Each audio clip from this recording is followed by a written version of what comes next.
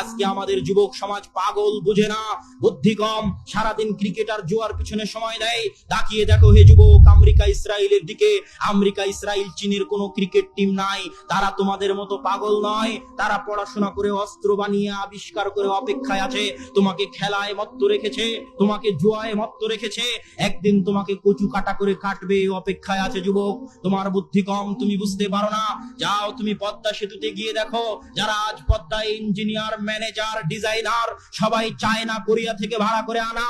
আর মাথায় ইট পাটকেল নিয়ে পাইলের মধ্যে ফেলতেছে যে লেবার, ওই লেবার হচ্ছে বাঙালি, বাংলাদেশি।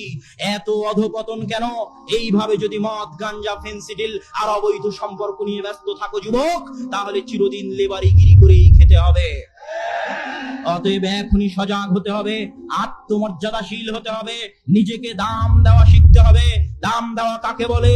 আত্মমর্যাদা কাকে বলে? সমুদ্রে যখন একটা পানা চলে, খড়কুটো চলে, স্রোত যেই দিকে যায় ওই পানা খড়কুটো সেই দিকে যায়। ওই পানা খড়কুটোর কোনো দাম নেই, কোনো শক্তি নেই। কিন্তু যখন একটা নৌকা চলে, নৌকার শক্তি থাকে আলাদা, যেদিকে ইচ্ছা সেদিকে যেতে চায়, স্রোতের মোকাবেলা করে যেতে চায়। তার মানে তার দাম আছে, শক্তি আছে। যুবক, যখন তুমি কোনো খেলা দেখে খেলোয়াড়ের অনুসরণ করতে চাও, কোনো মুভি ছবি দেখে যেই নায়কের অনুসরণ করতে চাও, মা এবং বোনেরা যখন সিরিয়াল দেখে সেই সিরিয়ালের নায়িকার অনুসরণ করতে চায়, পাখির ড্রেসের অনুসরণ করতে চায়, তখন বুঝতে হবে তাদের মধ্যে আত্মমর্যাদা নেই। তারা নিজেদেরকে দাম দিতে জানে না।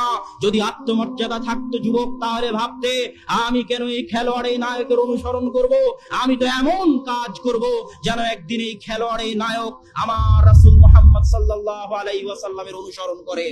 এর নাম ঈমান, এর নাম আত্মমর্যাদা, এর নাম নিজেকে দাম দেওয়া। কিন্তু আমি তোমাদেরকে কিভাবে বুঝাবো যে তোমরা নিজেদেরকে দাম দিতে জানো না, আত্মমর্যাদাশীল হতে জানো না?